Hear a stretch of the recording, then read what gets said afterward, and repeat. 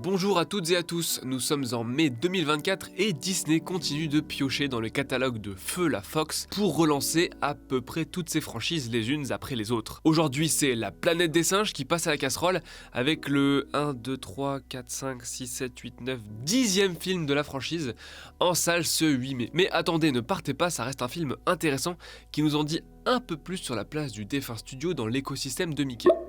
Puisqu'on parle de post-apocalypse avec des animaux et pas beaucoup d'humains, j'en profite pour vous toucher un mot sur Après nous les oiseaux, livre dont on est partenaire et qui sort chez Pocket en format poche. Oui, je sais, ça veut dire ça en anglais, voilà. Pocket qui a également sorti La Planète des Singes, ah là là, comme les choses sont bien faites. Après nous les oiseaux est donc un court roman écrit par une autrice danoise du nom de Raquel Aslund et il raconte l'histoire d'une protagoniste qui décide de partir de l'endroit où elle s'était réfugiée dans ce qui ressemble à un monde dévasté. On comprend à peu près qu'elle apprend à se débrouiller seule après avoir été séparée d'un mentor et si je parais aussi allusif dans ma description, c'est parce que la narration du livre est très particulière.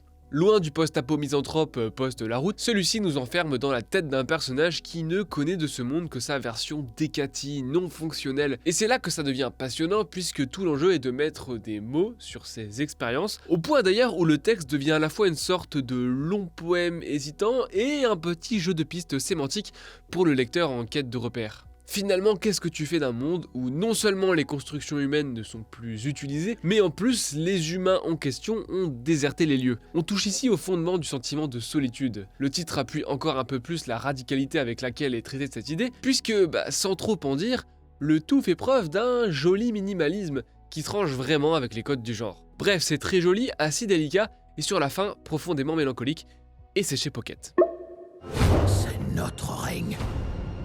Et c'est mon royaume. Bah ouais, parce que La Planète des Singes, c'est quand même un gros morceau. Non seulement c'est une saga issue d'un immense classique de l'anticipation, à l'américaine, que je ne vais pas faire l'outrage de résumer, mais c'est aussi aujourd'hui une trilogie qui a mine de rien largement remonté le niveau du blockbuster hollywoodien ces 10 dernières années. Le film de Rupert Wyatt, mais surtout les deux suites de Matt Reeves, se sont démarqués en faisant tout l'inverse de la tendance hollywoodienne du moment. Quand l'industrie se vautrait dans le post-modernisme ricanant, elle traitait leur sujet avec sérieux et solennité. Quand l'industrie négligeait progressivement l'artisanat des effets spéciaux au profit de planning de distribution calé à la semaine près, elle révolutionnait film par film la performance capture et plus globalement les CGI. Quand l'industrie se laissait aller au bigger and louder artificiel, elle osait faire de son ultime volet un survival carcéral mal aimable. Et surtout, quand l'industrie infantilisait ses spectateurs, elle lui proposait un vrai divertissement politique qu'on pourrait même qualifier de radical vis-à-vis des engagements tiédasses de la concurrence. Et c'est d'ailleurs après le dernier volet que des films revendiquant beaucoup plus leur approche politique ont commencé à squatter le podium du box-office mondial. Avatar 2 en 2022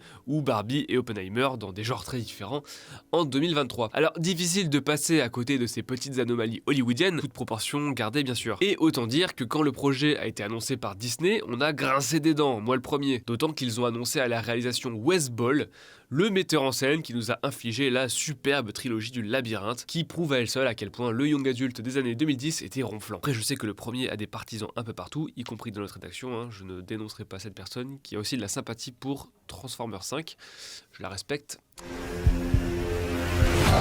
Quoi qu'on pense de son boulot, difficile de voir comment prendre la relève de Matt Reeves, de son scénariste Mark Bombark, mais également du compositeur Michael Giacchino et du chef opérateur Michael Cerezin, qui ont accouché de ce genre de tableau guerrier absolument dément. D'autant que le réalisateur a embarqué une bonne partie de sa propre équipe, dont son compositeur John Paesano, qui n'est pas Michael Giacchino de toute évidence, et son chef op Gyula Pados, qui a éclairé, accrochez-vous, Basic Instinct 2, Predators, les labyrinthes donc, les Jumanji et Shazam 2.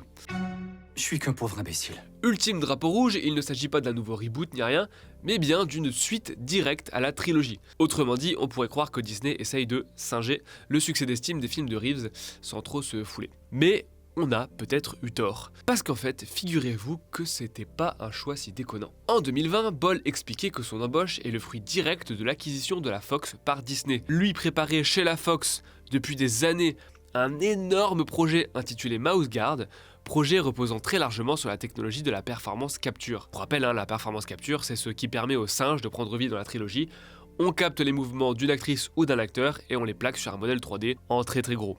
Lorsque l'ogre aux grandes oreilles est arrivé dans l'équation, Il a coupé les vannes de cet onéreux projet, mais il a proposé au cinéaste en tant que lot de consolation à plus de 100 millions de dollars quand même, de prendre la tête de ce 4e volet. Et c'est un choix assez sensé puisque Mouse Guard employait non seulement une technique similaire, mais également une partie de l'équipe de la saga, notamment Andy Serkis qui joue César, mais surtout Matt Reeves qui était aussi producteur. Donc aussi surprenant que ça puisse l'être, Wes Ball était plutôt bien placé pour s'occuper de la chose.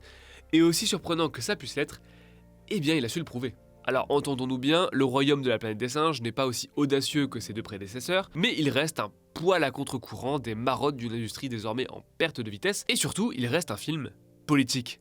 Parce qu'il se déroule donc plusieurs centaines d'années après Suprématie, il fait planer l'ombre de César sur son univers, qui embrasse bien plus franchement l'esthétique post-apocalyptique. Les uns cherchent à préserver ses enseignements autant que faire se peut, les autres se les ont appropriés pour justifier leur propre règne, et au milieu de cette tambouille, on suit un jeune singe qui ne sait rien de tout ça, à l'abri dans sa petite communauté de dresseurs d'oiseaux. Mais lorsque les disciples autoproclamés de César rentrent dans sa vie, il va falloir qu'il prenne parti, surtout qu'il se retrouve avec une humaine dans les pattes. Les anciens ne nous ont pas tout dit. Ball et son scénariste montrent direct qu'ils ont compris ce qui faisait la qualité de leurs prédécesseurs en utilisant le même outil qu'eux, l'identification. C'est un principe de base de l'écriture de fiction audiovisuelle.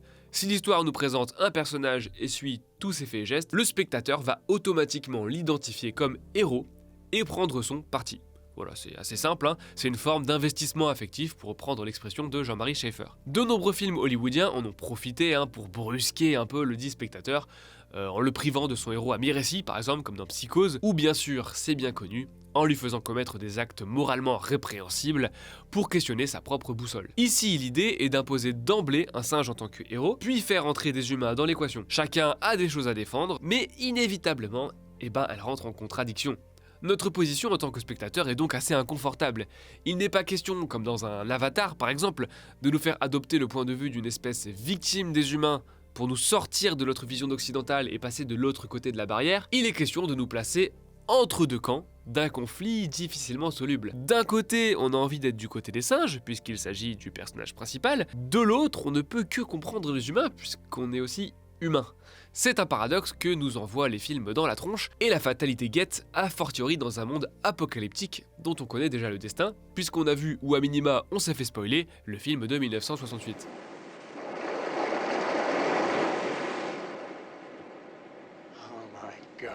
Le royaume de la planète des singes s'empare de cet outil plutôt bien. D'ailleurs, il prend son temps avant de vraiment introduire l'humaine. Avant ça, il prend soin de nous convertir aux us et comportements de Noah et sa bande, donc les héros, notamment en nous imposant un mode de déplacement et donc une mise en scène essentiellement verticale. Puis il nous met face à une impasse politique dont même les personnages ne se relèveront pas. Passé 1h30 de film, on se rend compte que la dynamique de buddy movie qui constitue la norme des blockbusters de ce calibre sera sérieusement abîmée, pour ne pas dire carrément malmené. Une fois de plus, et c'est assez rare mine de rien dans des films aussi chers, le but n'est pas de toujours brosser le spectateur dans le sens du poil. D'ailleurs, le scénario n'hésite pas à bien prendre en compte le poids de la mort, qu'elle survienne dans le camp des gentils ou des méchants. Bref, c'est un film qui ne nous prend pas pour des débiles profonds, et c'est déjà pas mal. Mais attention, il ne se contente pas de reproduire les réussites des précédents, et heureusement d'ailleurs. Ici, ce qui est intéressant, c'est que Noah, le personnage principal, n'est pas un grand leader comme César, au contraire, c'est un singe parmi les autres, qui vit dans l'ignorance et donc dans l'insouciance. C'est l'occasion d'observer la création d'un totalitarisme calqué sur celui des humains, du point de vue d'une de ses victimes. Plus tard dans le récit, on apprendra d'ailleurs que le grand méchant Proximus assoit justement son pouvoir par mimétisme des humains, que ce soit culturellement ou matériellement. Là où la trilogie chroniquait la conquête puis le maintien du pouvoir, celui-ci chronique la fabrication d'une forme de résistance à ce pouvoir, qui passe par plusieurs étapes bien distinctes, du communautarisme étouffé à la prise de conscience de la nécessité de l'illégalisme, avec tout le salissage de mains que ça implique. Et la confrontation avec la jeune humaine, elle symbolise à merveille les limites de ce type d'alliance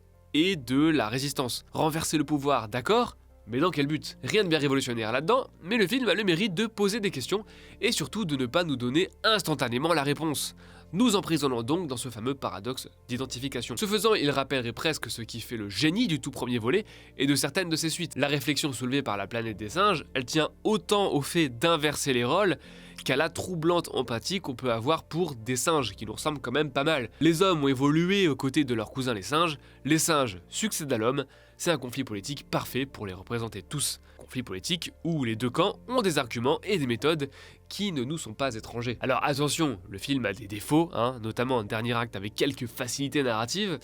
Oui, je pense à l'aération. Mais quoi qu'on en pense, et n'hésitez pas à dire en commentaire ce que vous en pensez justement, je suppose qu'il sera loin d'être unanimement apprécié, mais force est de constater qu'il s'agit d'une suite relativement logique à la trilogie, et par là même à la saga. Si Disney n'avait pas pris en charge ce chantier, il y a de grandes chances que le résultat ait également ressemblé à ça. D'ailleurs, sur le strict plan des effets spéciaux, on est peut-être un poil en deçà de Supremacy qui avait mis la barre hyper haut, mais l'équipe a bien compris que la virtuosité technique fait partie intégrante du succès de la franchise désormais, et qu'il fallait mettre le paquet. Plus encore que les précédents, vu le nombre de personnages humains, ce Planète des Singes tente de nous faire croire à un casting quasi intégralement numérique, et ça marche pas mal. Donc ouais, plutôt bonne surprise, et peut-être le signe que Disney a su préserver un semblant d'indépendance dans sa filiale Fox. Parce que ouais, comme je disais, quand Disney a relancé toutes les franchises de la Fox, on a un peu levé les yeux au ciel. Mais jusqu'ici, ça passe.